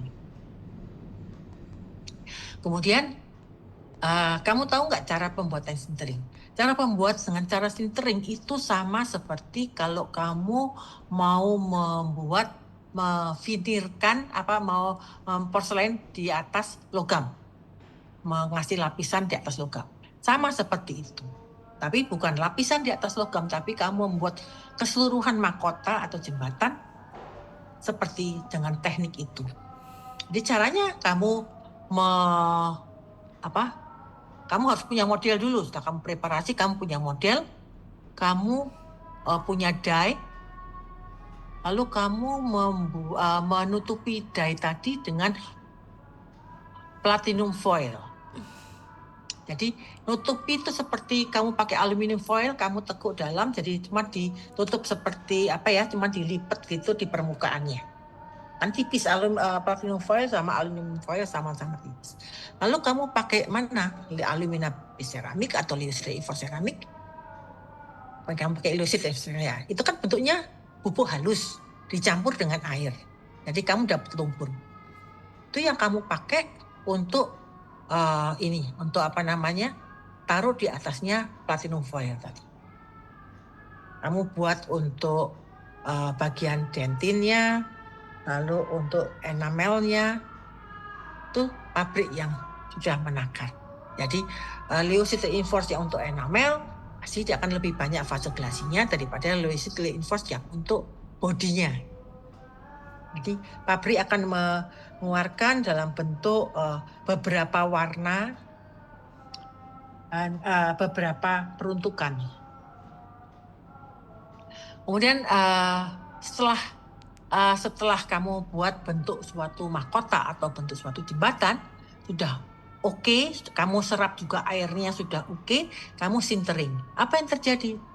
Seperti tadi, bisa terjadi defect, bisa terjadi porus, karena ada sisa air yang tertahan di dalam adonan lumpur porselen tadi. Apa yang terjadi? Kamu bisa kasih lagi permukaannya itu, kamu perbaikin lagi, kamu sintering lagi sampai didapatkan yang kamu inginkan. Nah, itu proses glazing. Kalau sudah oke, baru yang namanya platinum foil itu ditarik keluar. Jadi akan dapat satu mahkota tanpa logam sama sekali. Ada ribetnya itu, makanya sintered all ceramic banyak digantikan dengan heat press dan mesin yang lebih terkontrol tahapan pembuatannya. Sekarang all ceramic. All ceramic, yang sekarangnya heat press. Heat press bahannya adalah ini. Bahan ini IMEX ya. Bahan ini kita lihat, kamu pilih warna apa? Ada A2, ada A1, ini ada LT, ada HT. Berarti kalau kamu mau untuk gigi anterior, kamu pakai yang HT. HT itu berarti komposisi ini glasinya lebih banyak daripada yang ini. Meskipun dominan yang kristalin, tapi kenapa? Karena high translucent. Jadi untuk yang gigi anterior. Yang ini bisa untuk gigi posterior. Jadi terserah pilihan bentuknya tablet ini. Jadi yang heat press itu adalah mengaplikasikan dengan tekanan dari luar, mengaplikasikan seramik dengan tekanan dari luar, di mana dari tekanan dengan luar itu dengan cara dipanaskan dan dibentuk seramik tadi pada temperatur yang tinggi. Jadi nanti ini dipanaskan, kemudian diinjekkan. Prosesnya membuatnya gimana? Sama seperti kamu membuat model malam dari kuping, tapi bukan model malam dari rangka porcelain visum metal, tapi model malam dari keseluruhan mahkota. Setelah kamu buat model malam dari keseluruhan mahkota tadi, maka kamu tanam di crucible former, kasih ring, kasih bahan tanam tuang, sama kayak tadi crucible setting, bahan tanam tuangnya crucible former dilepas, kemudian ini masuk ke oven. Malamnya dibuang. kamu punya rongga, kamu punya mold di sini. Sehingga pada saat sudah oke, ini dipanaskan, ini juga dipanaskan, sampai dia meleleh, bukan meleleh seperti air, sampai dia melunak, kemudian diinjekkan, ditekankan masuk ke dalam sini. Dia akan mengisi rongga tadi. Oleh karena itu heat press disebut juga high temperature injection molding. Ya, dia pada temperatur tinggi seramik diinjekkan ke mold tadi, injection molding. Keuntungan dari heat press seramik tadi estetik bagus. Estetik bagus karena sesuai dengan model malam yang kamu buat. Kekuatannya tinggi, tapi lebih opaque. Meskipun dia ada yang ada yang HT, tapi dia tetap tidak seperti yang kalau kamu kasih buat enamel tersendiri, glasi lebih banyak. Nah, karena tidak bisa kamu pisahkan antara yang glasi dan kristalin, karena satu kesatuan. Tapi karena dia banyak kristalinnya, kekuatan tinggi, tapi lebih opaque kan ya. Processing time-nya lebih pendek kan. Kamu sudah model dulu, kamu sudah ada mold tadi, tinggal dipanaskan, ditekankan. Ketepatan tepinya bagus, tepi dari restorasi bagus karena sesuai dengan model malam yang kamu buat. Ada yang slip casting. Slip casting itu sama seperti sintering tadi ya. Tapi kalau yang sintering tadi